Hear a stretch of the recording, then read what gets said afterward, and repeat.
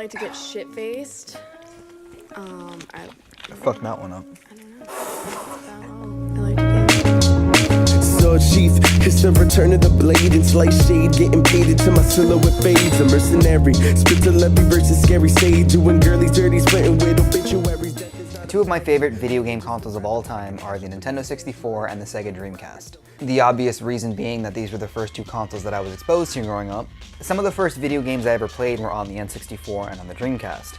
The Dreamcast in particular holds a very special place in my heart. The Dreamcast was almost an emergency replacement for the Sega Saturn, a console that from its inception was plagued with odd design choices, poor marketing, and in the US market really no good games. The biggest threat being the launch of the Sony PlayStation that same year. The Dreamcast was an attempt at alleviating the damage the Saturn had done just 3 years prior. The Dreamcast was handled completely different than the Sega Saturn. It's like they went out of their way to do everything the exact opposite than they did for the Sega Saturn. The Saturn was difficult to develop for, so the Dreamcast was based off Windows CE, which made porting PC games that much easier. The Dreamcast was also based off of Sega's Naomi hardware like they use in their arcade machines, which made porting arcade games that much easier. Now you can get bopped in Soul Calibur at home. The Saturn's launch was rushed to try to beat the PlayStation to market. This of course backfired miserably because so many retailers and even developers were left out of the loop on this one. EA would even refuse to develop for Sega after that stunt. Yeah, I know today EA is known for robbing you, but once upon a time EA was the quintessential sports game developers. With the Dreamcast, however, everything felt so much more important. The launch was an event. 9/9/99 was a date to remember. Stores had trouble keeping the console on shelves. It really seemed like the future, where the Saturn was a misguided successor to the Genesis's Voltron-looking ass. The Dreamcast felt like a brand new development. It was also one of the first consoles to have true usable online, the way we would know it today. SegaNet was the first real step into online gaming. Games like Quake 3 and Phantasy Star Online took heavy advantage of this. And the service did really well at launch. It was a beautiful time. Long before 13-year-old kids would call you the N-word and Siberian princes would just send you spam email. It was just about the games. And that's what the overall attitude of the Dreamcast felt like.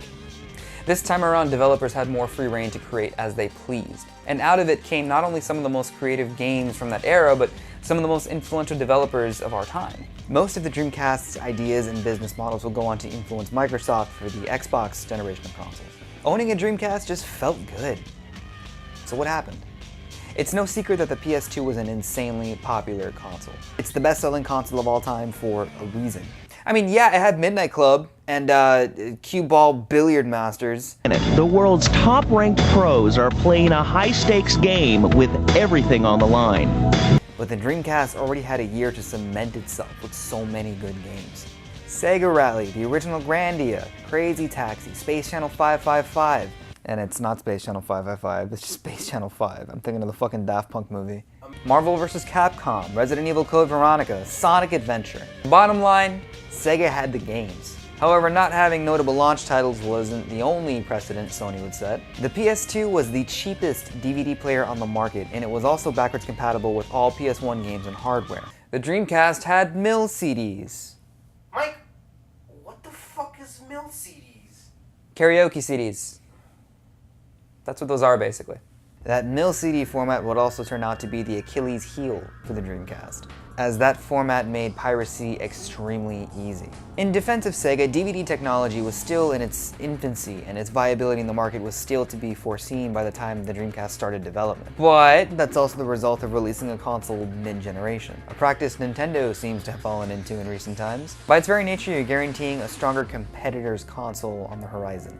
By 2001, just a year and a half after the console's launch, Sega would pull support for the console and become a third-party developer. It's interesting to think what would have happened had the console been given 2 more years of development time. Many people speculate that they would have held the current position that Xbox holds, mainly because the Xbox owes so much to the Dreamcast. Sega definitely had a style that no other game company— fucking A, bro! Sega definitely had a style that no other video game company had. They just did things differently. They existed as the antithesis to Nintendo's very family-friendly brand and seemed to celebrate being different and being experimental. Fuck! I don't remember where we left off. Fuck. Fuck me, dude. An idea that would not only go on to influence the entire gaming landscape as we know it today, with indie development being at an all-time high, but almost media as a whole. It's definitely a product of its time, that time being the late 90s, a time capsule from those years. But the attitude and the ideas from the Dreamcast are still very relevant today. I'm not just celebrating nostalgia, but the very ideas that continue to inspire so many creatives even now.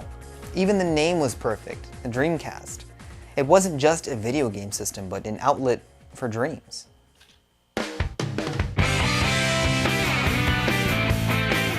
So what do you think? Did you have a Dreamcast growing up, or were you a Sony or Nintendo kid? What were some of your favorite Dreamcast games? I know for me personally, two of my favorites were Sonic Adventure and Rayman 2. But don't fucking laugh at me.